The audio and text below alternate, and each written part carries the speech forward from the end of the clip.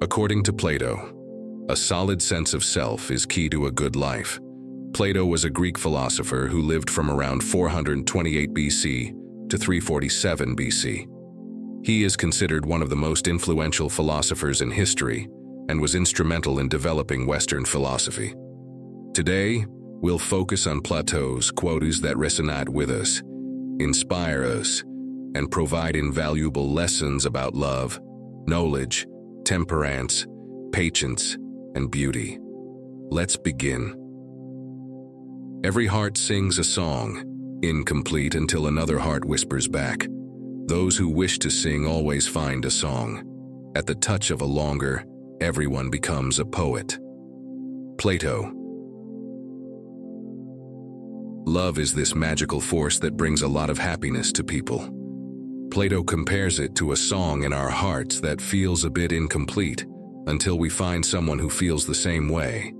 Then our hearts complete each other's songs because we all want someone to share our feelings with. If we really want love, we can find it. Love isn't some hard-to-reach dream, so it's not an impossible dream. It's something we can have if we want it. And then when someone touches us, our hearts and souls, it can make us feel really creative and expressive. We might start saying or writing beautiful things, like poetry. So it's love that can make us feel inspired and brings out the artistic side in us. Overall, love can make life more joyful and fulfilling. But it's not the only thing that can make our life full. There are other important things in life too, like growing as a person, having good friends and family, doing things we love, and finding a purpose in what we do. Love is just one part of our life's collection. Wise men speak because they have something to say, fools because they have to say something. Plato. This quote about wise men and fools speaking really resonates with us in our everyday conversations. Some people speak because they genuinely have something important to share, while others speak just to fill the silence. Have you ever noticed how, in social situations, we sometimes talk a lot to avoid feeling awkward, or because we're unsure about embracing moments of quiet in our conversations? Now, let's focus on cultivating stillness in communication, as creating a kind of peaceful space. In this space, there's room to breathe, reflect clearly, and be open to what others are saying. When we skip the stillness, we miss a chance to be fully present in the moment. Learning to embrace stillness in conversation becomes a powerful tool for our own self-mastery. It allows us to tap into our inner thoughts, helping us communicate with purpose and conviction, instead of just talking without real meaning. As we get better at this stillness thing, our words start to carry more weight because we actually mean what we say. This kind of communication goes beyond small talk, fostering deeper connections with both our thoughts and the people we talk to. Moreover, being still in conversation isn't just about talking less, it's also about becoming great listeners. By slowing down our own chatter, we open up a world of learning from others, friends, family, even little kids. Every person we meet has something to teach us. Do not train a child to learn by force or harshness, but direct them to it by what amuses their minds, so that you may be better able to discover with accuracy the peculiar bent of the genius of each. Plato.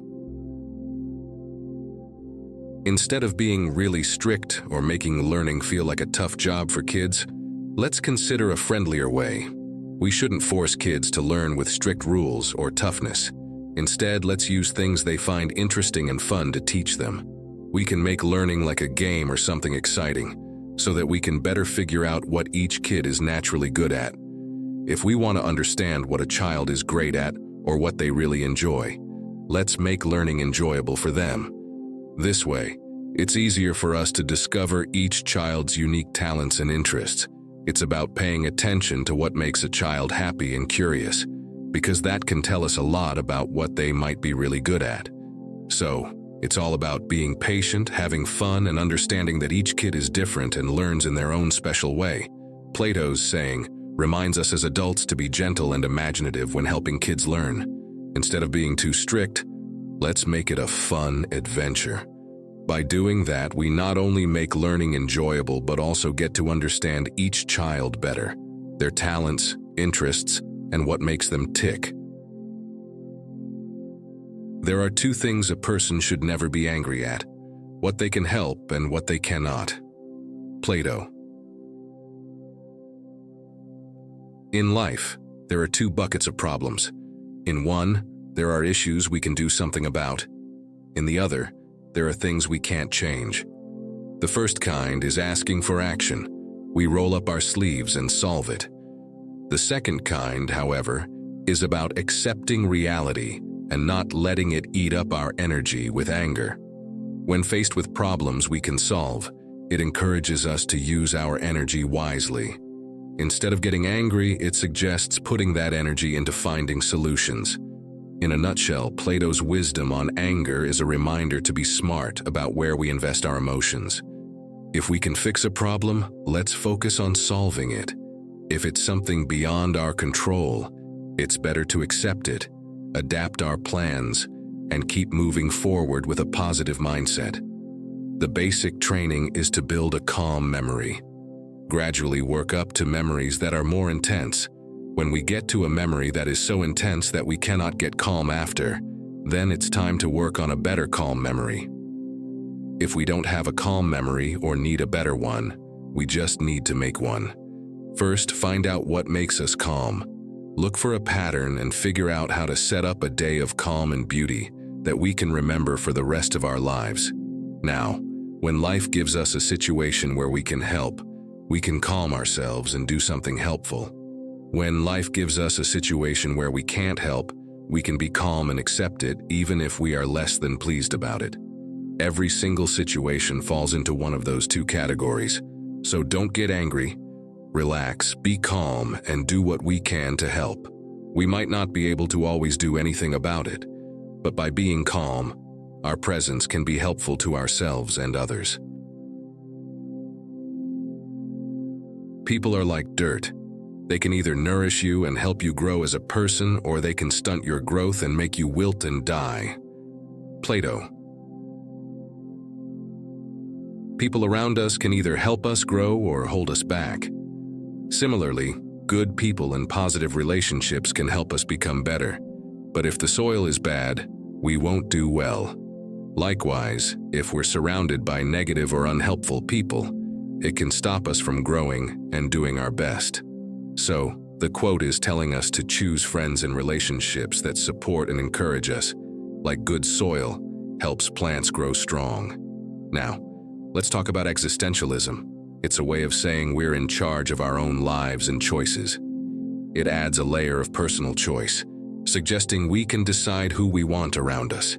Even if we look at this quote from this angle, it still makes sense.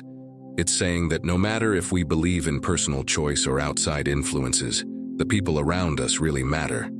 So, whether we're choosing who we're with or things are kind of decided for us, the quote reminds us to be careful about who we let into our lives. With that, this is again, powerful quote. Thank you for watching, and we'll see you again on our next video.